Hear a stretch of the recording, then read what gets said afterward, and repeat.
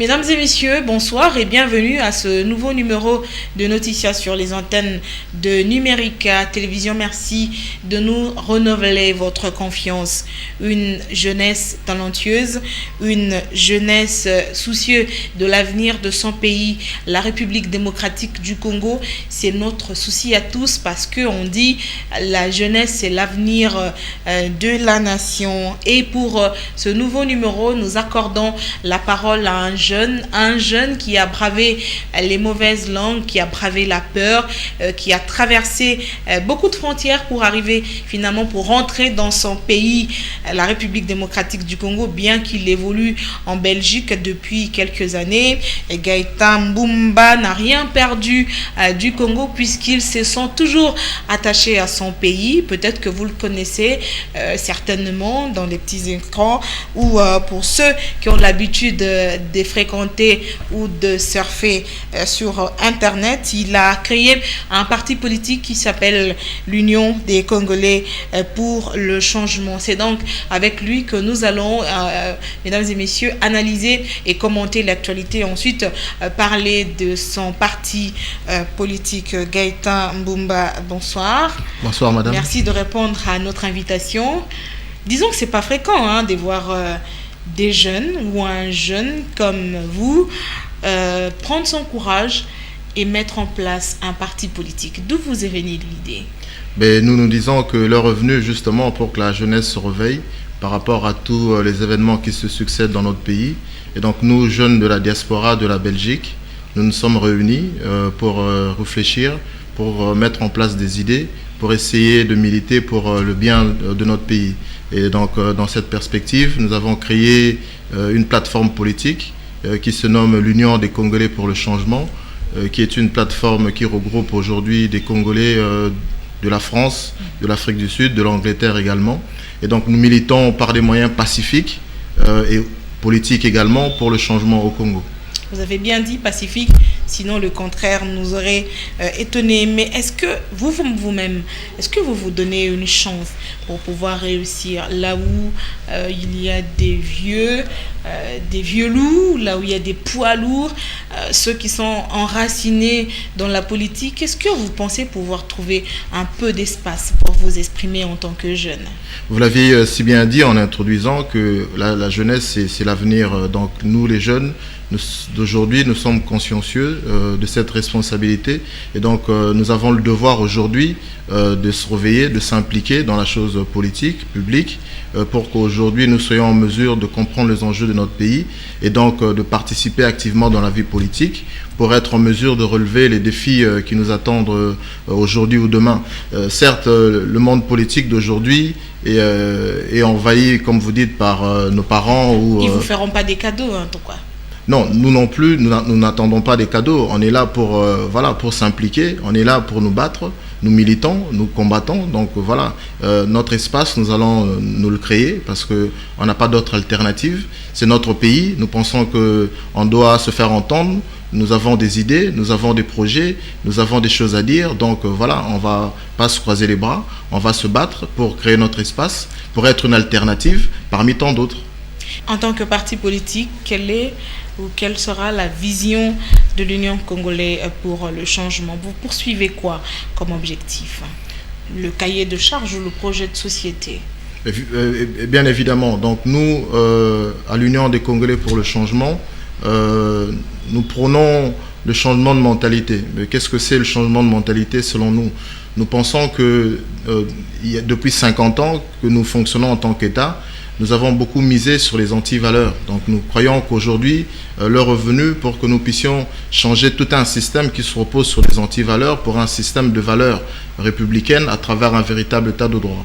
Bon, certains diront que l'état de droit est une réalité. Nous pensons que c'est une réalité dans la théorie, mais dans la pratique, il y a encore du chemin. Donc nous, on s'est donné cette mission justement de se battre, de militer pour l'avènement de l'état de droit. Et donc par rapport à notre projet de société, nous avons 4 piliers auxquels nous nous fondons. Donc nous voulons justement refonder le fonctionnement de l'État, créer un nouvel imaginaire politique pour faire de l'appareil de l'État un véritable appareil justement pour qu'il y ait plus d'efficacité, de transparence. Nous parlons également de l'économie pour que cette économie soit une source véritable de création de richesses qui pourrait contribuer au développement du pays.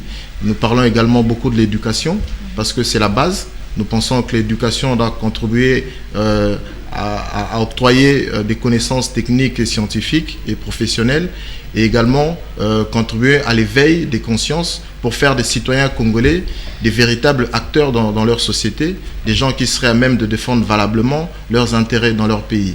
Également du social comme source d'accès à tous les Congolais à des besoins vitaux, donc se nourrir, se soigner et se loger. Même si la Constitution de la République prône le pluralisme politique, à vous entendre parler, est-ce que vous n'avez pas vu sur la liste, la longue liste de plus de 480 partis politiques qui existent en République démocratique du Congo, il n'y a pas un seul parti où vous auriez dû, par exemple, aller adhérer plutôt que de mettre en place un nouveau parti politique? Vous parlez de la démocratie. Donc la démocratie, c'est la divergence d'idées, d'opinions. Donc nous, on ne s'est pas focalisé sur les démarches des autres, bien au contraire, on se focalise sur ce que nous pensons. Parce que quand vous regardez bien, je ne vais pas vous demander de faire cet exercice, de lire le projet de société de chaque parti politique, mais il y a au moins des partis qui parlent, c'est la même chose, la situation sociale des Congolais, l'éducation, la santé, l'accès à l'eau, l'état de droit, etc., redresser l'économie congolaise. Il n'y a pas un parti qui vous a intéressé, vous êtes dit, mais bon, vous allez vous démarquer pour mettre en place un nouveau parti politique? Non, n'empêche, il peut effectivement y avoir des partis qui prônent ce que peut-être nous prenons également, mais voilà, nous sommes dans notre démarche, nous défendons les idées que nous défendons, et notre spécificité, justement, c'est que voilà, nous sommes des jeunes, et lorsque nous parlons d'éducation, c'est parce que justement, nous avons constaté que nous, dans notre société, on a beaucoup misé sur des anti-valeurs. C'est que après 50 ans d'indépendance, par rapport à notre vision, on a essayé de nous inspirer de tout ce parcours, de cette trajectoire que notre pays a traversée. Ce que nous avons constaté, et c'est ce qui fait un peu notre spécificité, c'est que nous travaillons plus sur les mentalités. Donc notre projet tourne plus autour des mentalités parce que nous avons constaté qu'en nous les Congolais, il y a eu un virus qui nous a empêchés pendant plusieurs années d'exprimer nos compétences, nos intelligences. Mais quel est ce virus? C'est ce que nous appelons anti-valeurs. Et donc anti-valeurs, j'entends par là voilà, la corruption, la poursuite des intérêts individuels, j'entends par là l'impunité, j'entends par là le détournement de fonds publics, etc. La liste n'est pas certes exhaustive, mais c'est un exemple pour dire que voilà, on a beaucoup misé sur les anti-valeurs et aujourd'hui nous venons pour dire l'heure est venue pour qu'on puisse se remettre en question comment est-ce qu'on a dirigé ce pays, comment est-ce qu'on a géré ce pays depuis 50 ans. Maintenant il faudrait qu'on s'implique justement pour militer pour les valeurs républicaines, justement pour nous permettre d'exprimer nos intelligences. Mais quelles sont ces valeurs républicaines? C'est justement l'amour de la patrie, le patriotisme, c'est la poursuite de l'intérêt général, c'est la justice, parce que la justice doit également avoir sa place pour sanctionner, pour dissuader ceux qui ne s'adonnent pas au respect des biens publics, etc. Donc nous, notre particularité, c'est justement ça. Donc les mentalités, on martèle là-dessus pour faire en sorte que notre pays puisse s'éveiller, pour que les vieux comme les jeunes de ce pays s'éveillent, puissent porter en eux, le fardeau du redressement de ce pays. Mais ça passera par le biais du changement de mentalité. Ça veut dire la quête des valeurs républicaines à travers un véritable état de droit. Sans quoi, rien ne pourrait se construire. Sinon, les mêmes causes produiront les mêmes effets. Mais est-ce que vous pensez qu'on vous fera, vous, confiance plutôt qu'à ceux qui sont restés au pays, qui ont vécu les souffrances, les problèmes des Congolais au jour le jour? Je crois que nous parlons un même langage avec les Congolais qui se trouvent à l'intérieur du pays, même si nous vivons à l'étranger. Mais je crois que nous partageons également les mêmes souffrances. De loin ou de près, nous avons les mêmes difficultés. Nous souffrons du malheur, des difficultés que notre pays traverse. Oui, les mêmes difficultés, les mêmes souffrances, mais quand nous, on n'a pas du courant, vous au moins, vous en avez. Hein. Quand nous, on n'a pas d'eau, vous avez de l'eau. Quand nous, on ne sait pas aller à l'école, vous allez à l'école. Vous vivez au moins dans des conditions plus ou moins acceptables. Bon. C'est pas comme nos frères qui sont dans le fin fond du Congo, là où il n'y a pas du courant, comme chez moi par exemple, où le courant part à tout moment. Bon, c'est relatif, hein. Donc les difficultés, voilà. Donc à un certain moment, vous ne maîtrisez pas trop bien ce que les Congolais qui sont restés au pays ont vécu durant toutes ces années.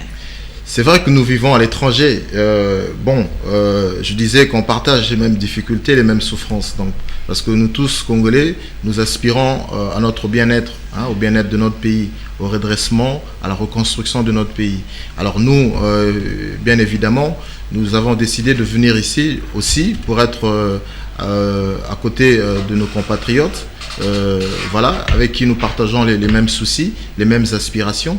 Et donc je pense que vu que nous parlons le même langage, aujourd'hui les Congolais de partout se sont réveillés, se mobilisent, militent, se battent pour le changement dans leur pays. Et donc nous sommes dans cette dynamique. Nous sommes venus ici dans notre pays pour être au plus près de nos concitoyens, pour créer ensemble avec eux une synergie, parce que nous sommes disposés justement à travailler avec eux, nous sommes disposés justement à aller au plus près d'eux pour essayer d'échanger, de discuter et voir dans quelle mesure nous pourrions ensemble travailler d'arrache-pied pour le redressement et le bien-être de notre pays. Alors je vais vous poser la question, qu'est-ce qui fait que ces 2 dernières années, on a vu un grand nombre des Congolais de l'étranger revenir au pays pour enfin embrasser la politique, selon vous?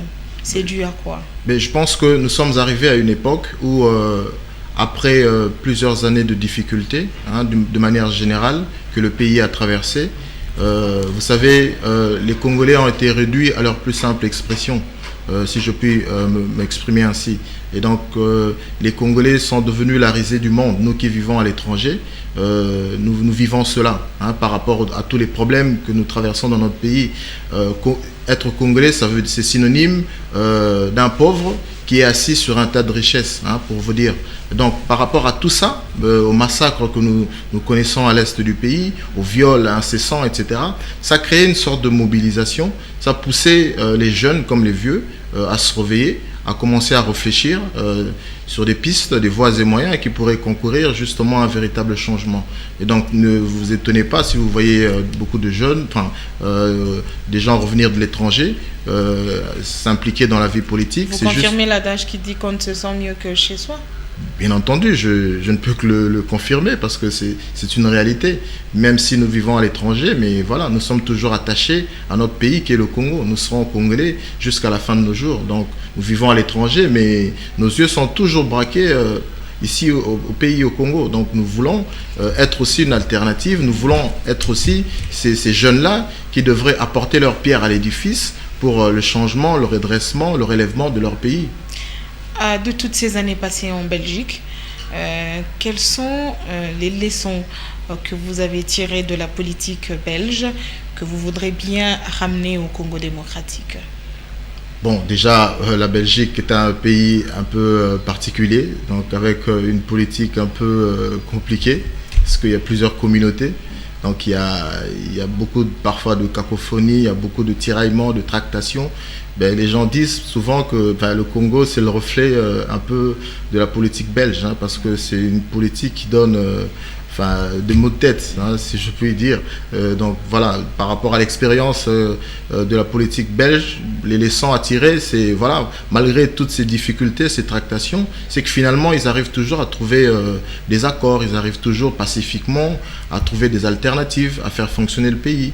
Donc nous aussi au Congo, oui, on peut s'inspirer de cela, malgré nos divergences, malgré nos appartenances politiques, malgré tout ce qu'on peut dire, des tractations, etc. Donc finalement, on doit être en mesure de nous surpasser, d'être au-dessus de nos différends pour essayer de trouver communément des pistes, des voies et moyens qui pourraient contribuer au bien-être de notre pays. Vous n'êtes pas rentré au pays parce que vous êtes fatigué d'être combattant? Vous avez été combattant?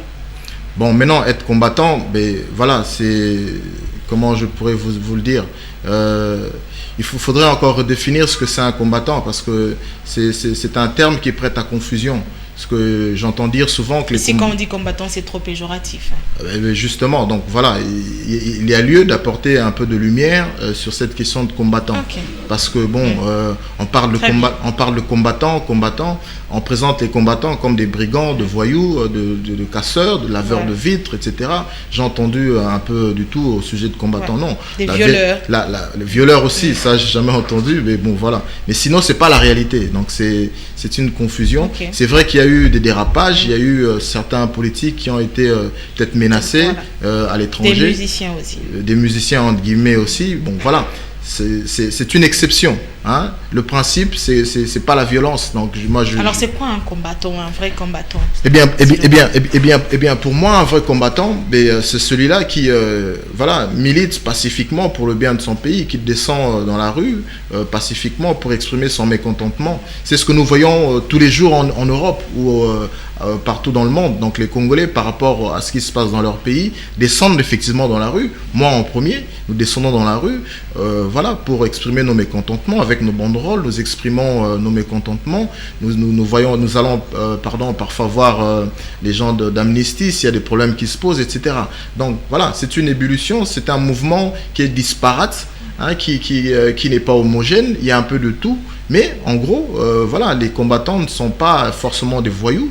Les combattants, au contraire, sont des intellectuels qui se battent avec leurs neurones, avec leurs plumes et avec leur voix. C'est notre cas. Parce que je connais, moi, dans le combat, des professeurs d'université, je connais, moi, des combattants avocats, je connais, moi, des combattants médecins, je connais, moi, des combattants banquiers. Voilà, il y a du tout dans le combat. Mais maintenant, il y a un autre qui est venu il y a quelques semaines, mais qui est reparti, je crois, en France.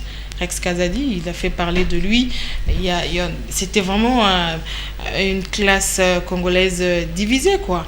Il y a ceux qui étaient pour sa rentrée au Congo et il y en a qui ont pratiquement refusé qu'il puisse revenir au pays. Est-ce que ça aussi, ça écorche un peu l'image des combattants, des Congolais de l'étranger? Non, je pense que sa démarche n'a pas écorché, n'a pas entaché voilà, le combat des Congolais à l'étranger, parce que je pense qu'il est venu au Congo, lui qui est aussi combattant comme nous, nous l'avons d'ailleurs croisé par le biais d'une plateforme politique qui nous regroupe aussi, donc l'Alliance des forces congolaises, menée par M. Fonfan Longa, donc qui vit à Londres. On a d'ailleurs beaucoup échangé avec le porte-parole du mouvement RPK. Et voilà, donc nous soutenons leur démarche parce que le combat, je disais que c'est disparate. Mais il y a des gens qui militent consciencieusement, qui réfléchissent, qui essayent de trouver des voies et moyens pour justement s'impliquer dans la vie de leur pays. Le combat est aussi politique. Et donc, vous ne demandez pas un peu trop au Congo démocratique ou à ceux qui nous gouvernent, puisque la démocratie ou l'amélioration des conditions sociales des Congolais, ça doit être un processus. Vous voulez que les choses se passent en un clin d'œil? Rome ne s'est pas construite en un seul jour. Je partage votre avis. Nous n'avons jamais d'ailleurs dit que le Congo se construirait en un jour. D'ailleurs, si vous visitez notre site internet, nous en parlons, nous disons clairement que voilà, la reconstruction du Congo prendra des années, mais il faudrait s'impliquer, il faudrait prendre des décisions qui s'imposent aujourd'hui, justement pour que demain, les fruits de ces décisions se fassent sentir. Nous le disons clairement. Nous ne poussons pas les choses pour que ça se fasse en un clin d'œil, non. Justement, nous voulons qu'aujourd'hui, que les gens se remettent en question. Nous voulons qu'aujourd'hui, les gens ouvrent leurs yeux. Nous voulons qu'aujourd'hui, les gens qui nous gouvernent prennent des décisions conséquentes qui demain voilà, impacteraient pour qu'il y ait justement l'amélioration des conditions de vie de nos compatriotes. Mais ce n'est pas une question d'un jour, ça prendra certes des années. Nous le voyons d'ailleurs, nous ne disons pas qu'il n'y a pas des efforts qui sont consentis par le gouvernement, bien au contraire. Il y a l'élan, il y a une volonté politique, il y a des efforts. Certes, mais ça prendra du temps que ça prendra, mais ça ne veut pas non plus dire que on doit croiser les bras. Non, on doit être là pour pousser justement nos dirigeants à prendre ces décisions, à faire en sorte que leurs décisions-là puissent demain porter les fruits que nous escomptons. Nous saluons les efforts qui sont consentis, malgré parfois des longs délais ou les moyens peut-être insuffisants. Voilà, en nous disant que dans cette dynamique, ce que nous avons comme acquis, nous le soutenons, nous le saluons. Dans une dynamique également d'alternative politique, ceux qui viendront demain commenceront par là, pour apporter également une pierre à l'édifice, parce qu'une maison se construit une pierre après une pierre. Donc voilà, nous sommes conscients que le redressement ou l'amélioration du vécu quotidien des Congolais ne sera pas en un clin d'œil, ça prendra du temps. Mais ça ne veut pas non plus dire qu'on ne doit pas s'exprimer, on ne doit pas pousser nos dirigeants à aller dans ce sens et à travailler d'arrache-pied pour cette quête. La mise en place d'un parti politique, ça veut dire qu'il faut militer pour conquérir le pouvoir. Par quel mécanisme? Et effectivement, par le mécanisme classique, c'est-à-dire par des élections, essayer d'intégrer les institutions pour essayer d'avoir une voix, pour s'exprimer, pour défendre des idées, parce que faire de la politique, ce n'est pas seulement des slogans, mais c'est une vision, ce sont des idées à défendre. Nous avons un projet de société, mais nous sommes venus ici dans cette optique, mais malheureusement, nous avons été butés à quelques difficultés matérielles et techniques pour pouvoir participer à ces élections. Mais ce n'est qu'une partie remise. Nous avons tout notre temps, nous sommes jeunes, il y a d'autres échéances. Néanmoins, nous voulons avoir une implantation ici au Congo. Nous voulons être un parti politique, nous voulons être une voix, être une alternative et porter nos idées. Et donc nous soutiendrons ce qu'il y a à soutenir, nous recuserons ce qu'il y a à recuser. Vous vous situez où? À l'opposition? À la majorité? Nous nous situons nulle part, nous nous situons dans la famille congolaise, nous ne sommes ni de l'opposition ni de la majorité présidentielle, nous sommes là pour travailler pour le bien de notre pays avec tous les compatriotes qui sont soucieux, sérieux, qui veulent le bien de ce pays. Et nous ferons en sorte de recaler, de dénoncer, de s'opposer à tous ceux qui ont d'autres plans, d'autres projets qui ne concourent pas au bien de notre pays. Vous pourrez travailler avec le pouvoir en place? C'est possible? Pourquoi pas? Pour autant que nos idées corroborent aussi à leurs idées, à ce qu'ils défendent. Dans l'action du gouvernement, il y a des choses que nous saluons, il y a des choses que nous recusons. Ça ne nous empêche pas. Vous saluez par exemple quoi dans l'action du gouvernement sous l'impulsion de Kabila? Dans l'action du gouvernement, par exemple, nous, ce que nous saluons, je parlerai déjà de la Constitution. La Constitution du Congo, qu'on le veuille ou pas, c'est d'une manière ou d'une autre l'œuvre du président Kabila, parce qu'il a été l'un des acteurs de la mise en place de cette constitution, que nous saluons d'ailleurs, parce que nous revenons sur cette constitution dans notre projet de société, fédère des communautés. Théoriquement, oui, la constitution est un chef-d'œuvre, nous le saluons. La politique de décentralisation aussi, nous pensons que c'est une bonne chose, parce que ça devra concourir justement à contribuer au développement de l'arrière-pays. Les nouvelles provinces. Bien entendu. Les 26 provinces. Bien entendu, nous soutenons la démarche de la décentralisation. Parce que le Congo est un grand pays, nous le disons dans notre projet de société. Le développement du Congo devra passer par une vraie politique de décentralisation.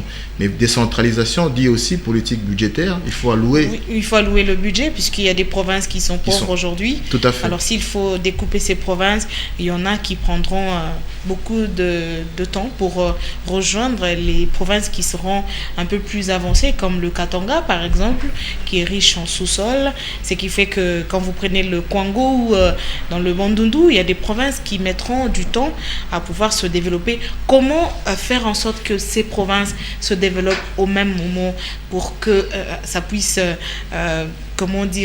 favoriser le développement du pays, redresser l'économie congolaise? Justement, ça devra passer d'abord par cette politique de décentralisation qui est une bonne chose, nous le disons.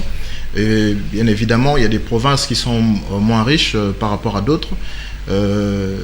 C'est une occasion d'ailleurs pour faire émerger ces provinces. Mais je parlais tout à l'heure du budget parce qu'il faut allouer des sommes par rapport au budget pour permettre à ces provinces-là qui sont un peu arriérées à se développer. Mais le développement de ces provinces arriérées, de manière générale, devra se faire par des véritables politiques de développement qui devra concourir justement au développement de l'arrière-pays. Mais quelles sont ces politiques? Nous disons dans notre projet de société qu'il faut que l'État puisse encourager l'initiative privée à l'intérieur du pays.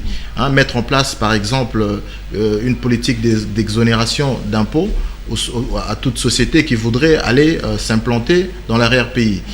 C'est une question essentielle. Nous parlons aussi, par rapport aux politiques de développement des régions moins avancées, nous disons qu'il faut mettre en place aussi ce que nous appelons de la solidarité nationale, c'est-à-dire par le biais des revenus générés par le secteur primaire, il faut faire en sorte que ces revenus puissent profiter aux provinces qui sont moins avancées. Bon, nous savons que dans l'arrière-pays, nous avons le potentiel agricole, mais il faut en faire profiter aux autochtones, aux populations qui vivent dans ces pays-là. Donc il faut une vraie politique agricole, de la pêche, de l'élevage, etc. dans l'arrière-pays. Parce que le développement... Il y a déjà le parc de Boukangalonzo. Ouais, le parc de Boukangalonzo, c'est une bonne chose, mais le parc de Boukangalonzo, c'est pas partout sur l'étendue du territoire. Donc il y a d'autres secteurs où il n'y a pas le parc Boukangalonzo. Pourtant, dans ces territoires, il y a aussi le potentiel. Mais il faut des investissements, il faut une vraie politique agricole pour permettre justement à ces régions de se développer économiquement. Mais ça devra passer justement par l'ouverture, la mise en place, je disais, des politiques qui devraient encourager l'initiative privée et la disponibilité de l'énergie électrique également. Mais toutes ces politiques facilitées par la décentralisation, qui est une vision pour faire en sorte que chaque province puisse devenir autonome, pour que chaque province puisse se développer, être à même de faire face à ces défis grâce, je l'ai dit, au budget national, qui devra aussi être un moyen qui devrait permettre à ces provinces de prendre l'élan et de se développer au fur et à mesure. Parlons maintenant du processus électoral en République démocratique du Congo. Le calendrier global tel que publié par la CENI, vous l'avez certainement lu, vous avez suivi le débat qui se passe ici dans le pays. Quel est votre commentaire par rapport d'abord à ce calendrier global de la CENI des élections? Bon, nous avons vu le calendrier de la CENI. Bon, aujourd'hui, il y a beaucoup de tractations parce qu'il y a l'appel au dialogue. D'ailleurs, nous soutenons l'idée de dialoguer, de discuter, parce que nous pensons que, en tant que des hommes et des femmes responsables, il y a lieu, lorsqu'il y a des couacs, lorsqu'il y a des tractations, de divergences, parce que bon, ce calendrier ne fait pas l'unanimité, il faut le dire. Et donc, l'appel au dialogue, je le dis, est une bonne démarche. Mais maintenant, dans quelles conditions et pour quelle finalité? Parce que c'est cela, la vraie question. Donc, s'il faudrait discuter, il faudrait échanger, dialoguer, pour que justement ce processus électoral soit clarifié, pour que ce processus électoral soit démocratique, libre et transparent, oui, nous soutenons le dialogue. S'il faut discuter, dialoguer pour faire en sorte que ce processus électoral respecte les délais constitutionnels, oui, nous soutenons le dialogue. S'il faut également discuter entre Congolais par rapport à la situation à l'est du pays, parce qu'il faut le dire, l'est du Congo est une zone d'insécurité, malgré tout. Donc il y a toujours des problèmes, il y a toujours de bruit d'armes, etc. Et voilà, il y a encore des viols incessants. Donc pourquoi il y a ce chaos? Quelles sont les revendications de nos voisins? Quelles sont les recommandations de la communauté internationale? Quel est le positionnement du Congo par rapport à cette situation? Comment devrons-nous agir pour pacifier l'Est? Ce sont aussi des questions que nous pourrions éventuellement débattre à l'issue de ce dialogue. Bien entendu, nous qui venons de l'étranger, nous avons aussi nos revendications, nous qui sommes de la diaspora. Vous avez un vice-ministre des Congolais de l'étranger, vice-ministre des Affaires étrangères chargé des Congolais de l'étranger, qui peut faire le pont entre vous et le gouvernement. Si vous avez des problèmes particuliers, vous de la diaspora. Vice-ministre des Affaires étrangères, ministre des Congolais de l'étranger. Bon, j'ai pas beaucoup de commentaires à faire au sujet de ce qu'ils font. Bon, je vais essayer néanmoins de faire une démarche pour les rencontrer, essayer de discuter. Mais bon, ça ne nous empêche pas néanmoins voilà, de faire valoir nos revendications. Je pense qu'ils doivent être au courant ou ils partagent les mêmes revendications que nous, je ne sais pas. Mais en tout cas, nous qui venons de l'étranger, qu'est-ce que nous voulons en fait? Nous voulons aussi, puisque nous, Congolais de la diaspora, nous représentons une force. Aujourd'hui, nous représentons presque une ville à l'étranger. On est chiffré presque à 7 millions à travers le monde. C'est une densité de population qui pourrait s'apparenter à une ville. Donc nous voulons, nous, déjà à partir de l'étranger, aujourd'hui on a la possibilité de pouvoir voter. C'est une bonne chose. Participer c'est une bonne chose. Nous le saluons.